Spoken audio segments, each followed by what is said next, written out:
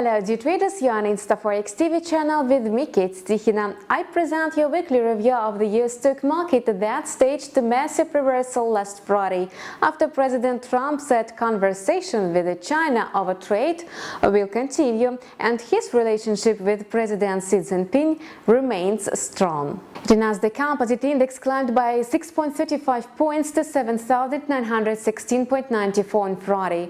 For the week, the Nasdaq shed by 3%, its biggest loss since the week ending December 21st.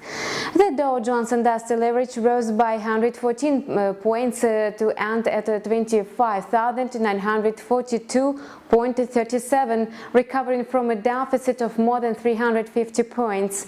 For the week, the Dow fell by 2.1%, its biggest weekly loss since March. The S&P 500 index gained 10.68 points to close at 2,881.40.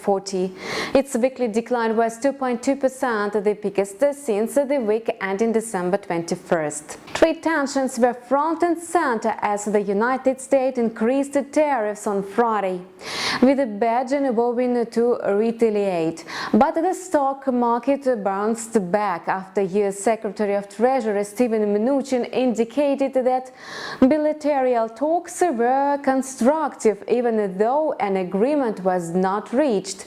The optimistic tone was reinforced by Donald Trump in a tweet soon after. The president said that the United States and China held constructive conversation and that the relationship between President Xi and Donald Trump remained very strong. However, yesterday on Monday, United States stocks closed sharply lower as China moved to raise tariffs on U.S. goods and take other retaliative measures. The Dow tumbled by more than 600 points, the Nasdaq by 269 points and the S&P 500 by 69 points. In corporate news, Uber Technologies Incorporated shares slumped by 7.6% to $41.57 after the company's debut on the New York Stock Exchange. The ride-hailing firm priced its IPO on Thursday afternoon at $45 a share, which is expected to raise the company at least $8 billion.